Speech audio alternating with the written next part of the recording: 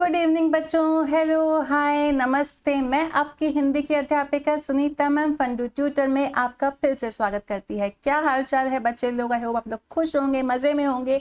और जैसा कि आज का टॉपिक है यात्रा की तैयारी, इसके बारे में सुनते ही हम सबके रोम रोम खिल उठते हैं, है कि नहीं? जब भी यात्रा पर जाने की बारी होती है या कोई भी बात होती है तो हम लोग इतने खुश हो जाते हैं। आप भी खुश होते होंगे और मैं तो ऑब्वियसली मैं भी बहुत खुश होती हूँ घूमने के लिए। तो आज की जो कहानी है, जो पाठ है, उसमें हम कुछ चीज़ें सीखेंगे और हम लोग ये जानेंगे कि यात्रा पर जाने के लिए क्या क्या चीज़ें चाहिए होती है। वैसे तो हमें ये जानने की ज़रूरत नहीं है ना? लेकिन साथ में हम ये जानेंगे कि कहाँ पर यहाँ जो बच्चे हैं वो कहाँ जा रहे हैं।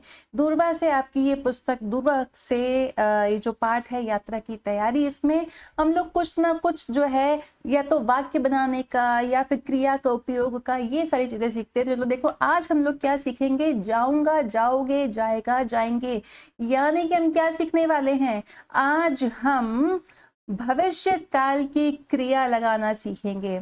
ठीक है बच्चों, चलो बच्चों शुरू करते हैं। लेकिन उससे पहले आपको करना है वीडियो को लाइक, अपने फ्रेंड्स के साथ शेयर, और अगर आपने फंडू ट्यूटर को अब तक सब्सक्राइब ना किया हो तो बच्चों इंतजार किस बात का है, जल्दी से सब्सक्राइब कर लो। चलो शुरू करते हैं। अब ये जो है देखो, यहाँ पर आप देखिएगा कि निशा, निशांत, पिता, तो ये क्या है? इनके ये नाम है और उनके डायलॉग उनके सामने लिखे हुए हैं। ठीक है, तो इस निशा क्या बोलते हैं? पिताजी, दशहरे की छुट्टियों में हम मैसूर जाएंगे। वैसे आपको मैं बता दूं, मैसूर बड़ा ही प्रसिद्ध है दशहरे के त्योहार के लिए। इस त्योहार पर पूरे शहर में लाइटिंग होती है। जैसे कि आपने सुना होगा, आप जानते होंगे, कई लोग तो रहते भी होंगे नॉर्थ में, तो दीपावली पर के त्योहार पर जिस तरह लोग अपने घरों के बाहर लाइटिंग्स लगाते हैं, बिजली से अपने घर सजाते हैं, वैसे ही मैसूर में दशहरे के फेस्टिवल पर, दशहरे के त्योहार के अवसर पर पूरा शहर बिजली से सजाया जाता है।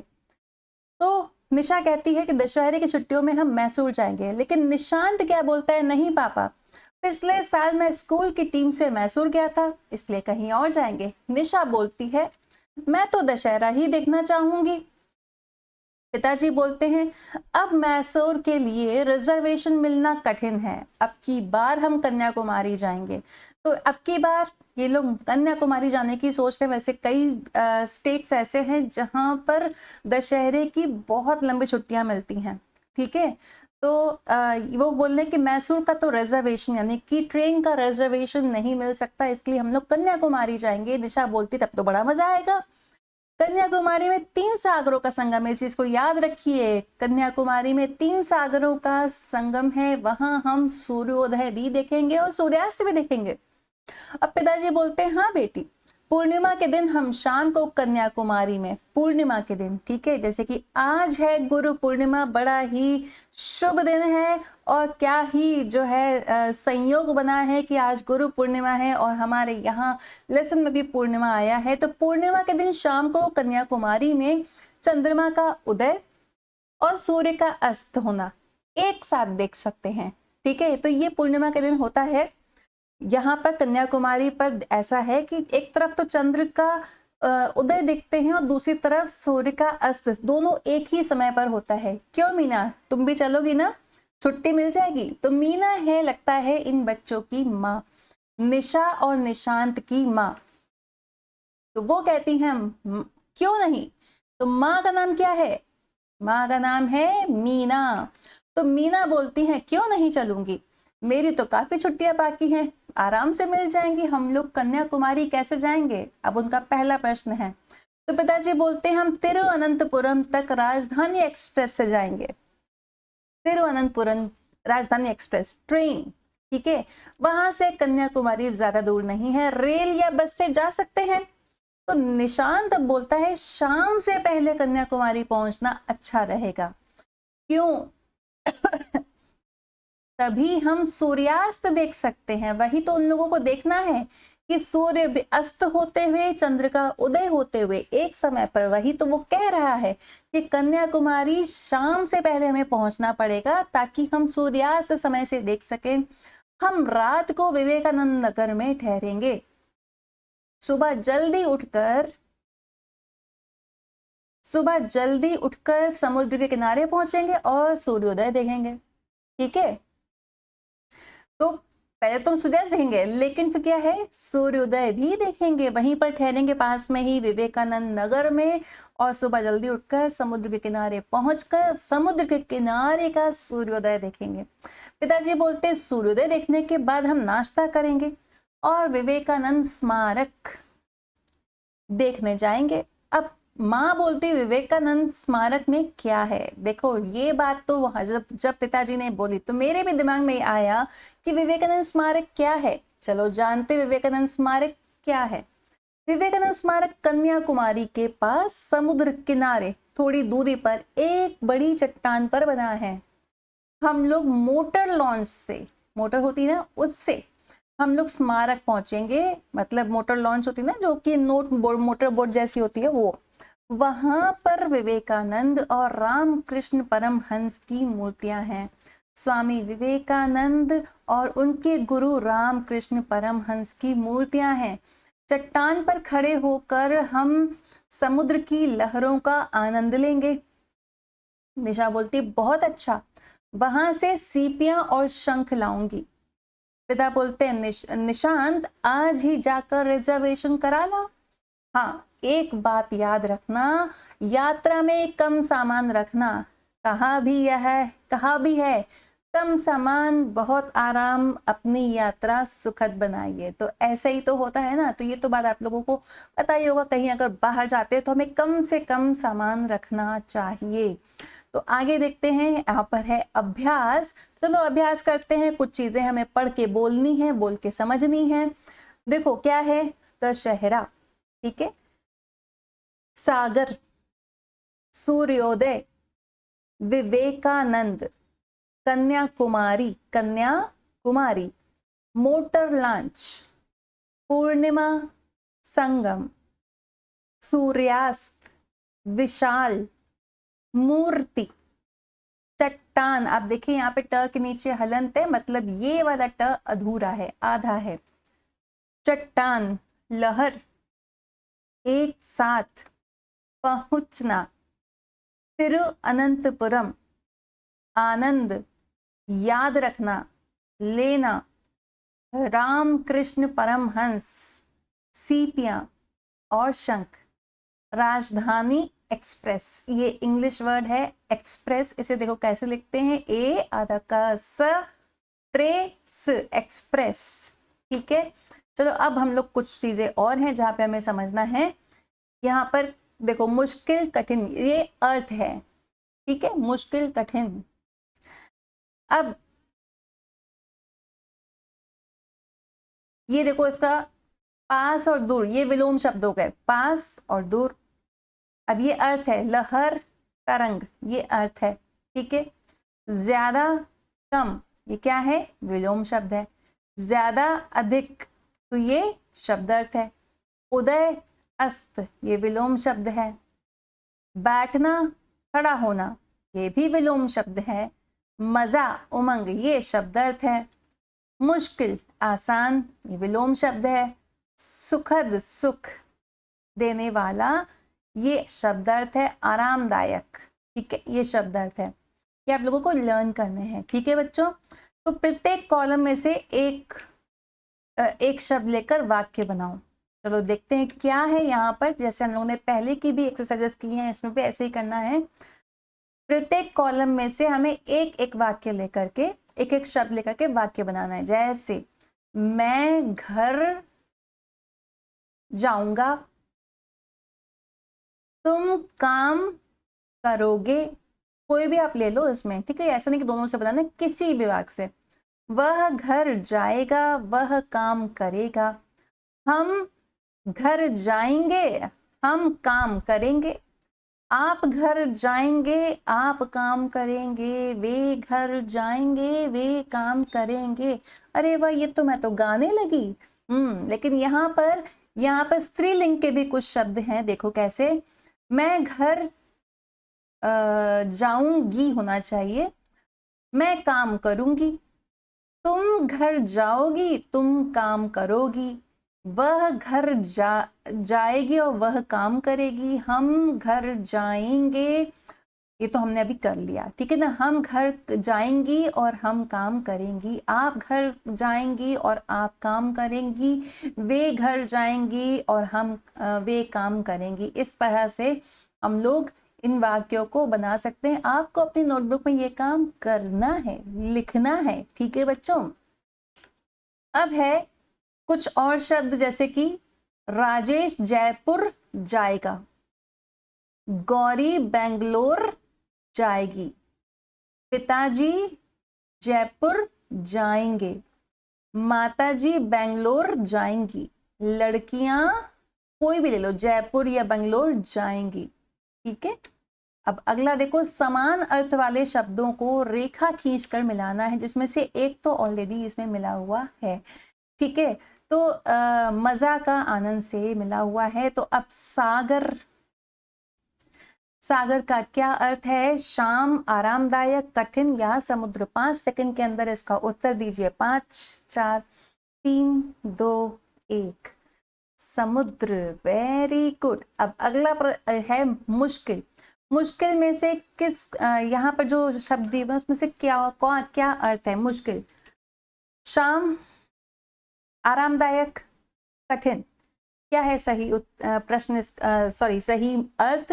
कमेंट करके बताइए 5 सेकंड में। 5 4 3 2 1, मुश्किल का कठिन है। Very good. अब संध्या, संध्या का अर्थ क्या है? शाम या आरामदायक? कमेंट करके बताओ 5 सेकंड में। 5 4 3 2 1, संध्या का है शाम।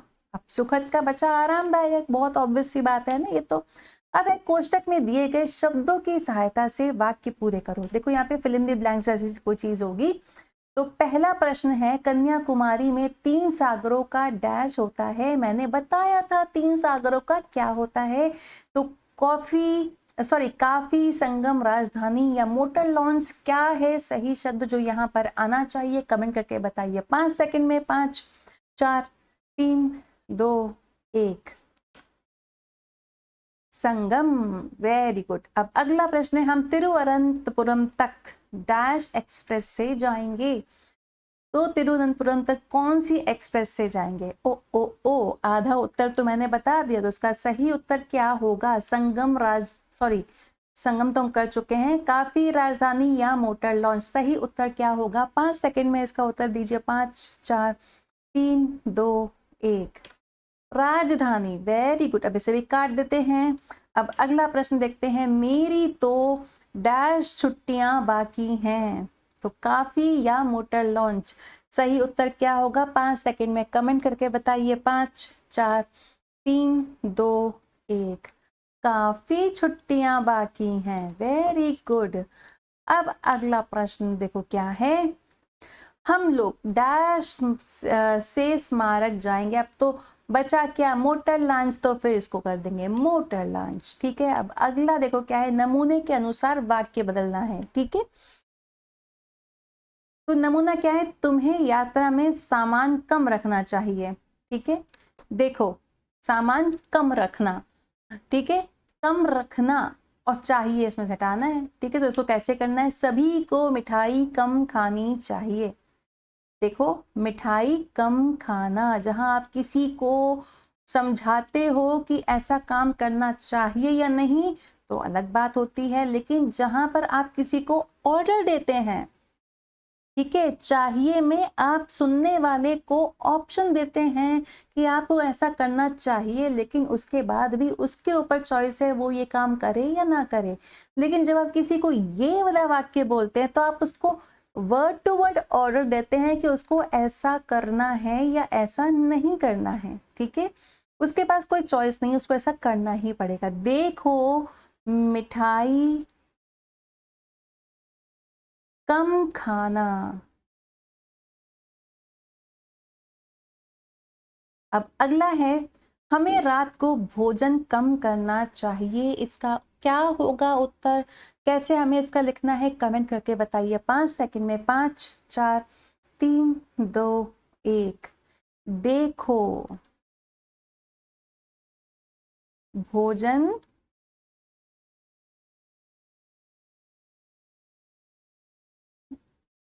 कम करना।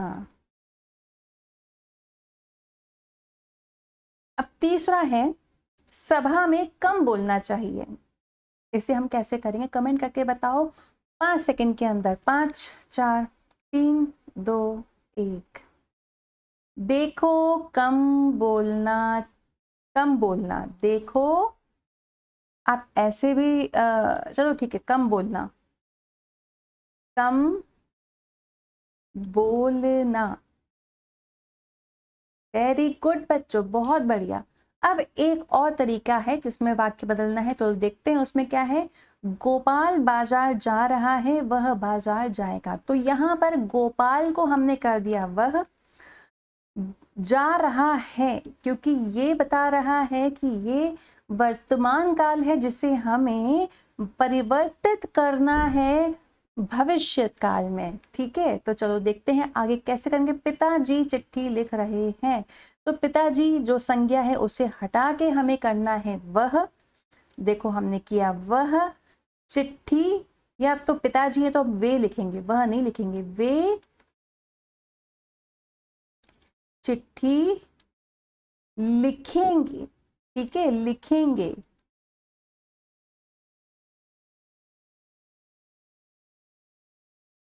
चलो अब आगे का आप बताइए कि लता साइकिल चला रही है। कमेंट करके बताइए इसका सही, इस जिस तरह से वाक्य बदलने के लिए कहा गया है वो कैसे बदलेंगे 5 सेकंड के अंदर। 5 4 3 2 1। ओ सॉरी, वह साइकिल चलाएगी। शाबाश बच्चों। अब अगला देखो क्या है, हम फिल्म देख रहे हैं। तो यहाँ तो हम है, तो हमें जो है हम तो एज इट इज ही प्रयोग करना है। ठीक है, तो कैसे लिखेंगे हम लोग इसका सही उत्तर कमेंट करके बताओ 5 सेकंड में। 5 4 3 2 1। हम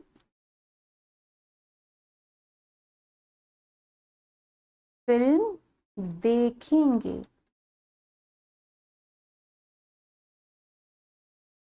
अगला देखो, मैं तेलुगु पढ़ रही हूँ। वैसे तो हम हिंदी पढ़ रहे, लेकिन हमको इस वाक्य को भविष्य काल में बदलना है। कैसे करेंगे वो आप मुझे कमेंट करके बताइए 5 सेकंड में, जब तक मैं पानी पीती हूँ।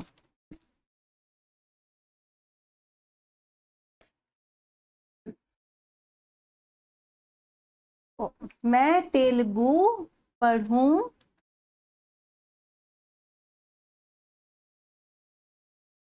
मैं तेलुगु पढ़ूंगी। हाँ, अब देखो क्या है अगला, तुम क्या कर रहे हो। ये भी प्रेजेंट को क्या मैंने भी बोलता वर्तमान काल है ना, ये भी अभी वर्तमान काल का है। और इसमें इसको हमें भविष्य काल में कैसे परिवर्तित करना है आप बताइए कमेंट करके 5 सेकंड में। 5 4 3 2 1। तुम क्या करोगे। शाबाश बच्चों, बहुत बढ़िया। अब है यहाँ पर बारी कुछ प्रश्नों के उत्तर देने की। ठीक है, तो ये रहे आपके सामने पहला प्रश्न, निशा मैसूर क्यों जाना चाहती थी। निशा मैसूर क्यों जाना चाहती थी। आप लोग मुझे इसका उत्तर कमेंट करके बताइए 5 सेकंड में। 5 4 3 2 1। निशा मैसूर इसलिए जाना चाहती थी क्योंकि उसे मैसूर में दशहरा मनाना था, दशहरा देखना था। तो निशा मैसूर इसलिए जाना चाहती थी क्योंकि वह मैसूर का दशहरा देखना चाहती थी। और मैसूर का दशहरा मैंने आपको बताया पूरा शहर लाइटिंग से भर जाता है। बड़ा सुंदर लगता है, मतलब पूरे शहर में बिजली बिजली होती है, पूरा शहर इतना चमकता है ना। कभी आपको मौका लगे तो मैसूर दशहरे के समय पर जरूर जाइएगा। निशा का परिवार कन्याकुमारी कैसे जाएगा? आप लोग कमेंट करके बताइए इसका उत्तर 5 सेकंड में। 5 4 3 2 1। निशा का परिवार कन्याकुमारी ट्रेन से जाएगा, ठीक है, या फिर राजधानी एक्सप्रेस। वैसे वो लोग राजधानी एक्सप्रेस से तिरुवनंतपुरम तक जाएंगे, उसके बाद वो लोग वहां से कन्याकुमारी जाते। लेकिन कन्याकुमारी आप सीधे सीधे लिख सकते हैं कि निशा का परिवार कन्याकुमारी ट्रेन से जाएगा। अब अगला प्रश्न देखो क्या है। शाम से पहले कन्याकुमारी पहुंचना क्यों जरूरी है? कमेंट करके बताइए 5 सेकंड में। 5 4 3 2 1। आप लोग वैसे शाम से पहले कन्याकुमारी जाएंगे तो उनको क्या देखने को मिलेगा? सूर्यास्त और चंद्रोदय एक साथ देखने को मिलेगा। तो शाम से पहले कन्याकुमारी पहुंचना इसलिए जरूरी है क्योंकि वहां पहुंचकर सभी सूर्यास्त देख सकते हैं, ठीक है। आप यहाँ पर सूर्यास्त और चंद्रोदय एक साथ देख सकते हैं, ये भी लिख सकते हैं। अब अगला है, पूर्णिमा की संध्या को कन्याकुमारी में क्या देख सकते हैं? कमेंट करके बताइए 5 सेकंड में। पूर्णिमा की संध्या को कन्याकुमारी में क्या देख सकते हैं? यहाँ पर आप वो चीज लिख सकते हैं जो मैंने आपको अभी बताया था। 5 सेकंड में उत्तर दीजिए। 5 4 3 2 1।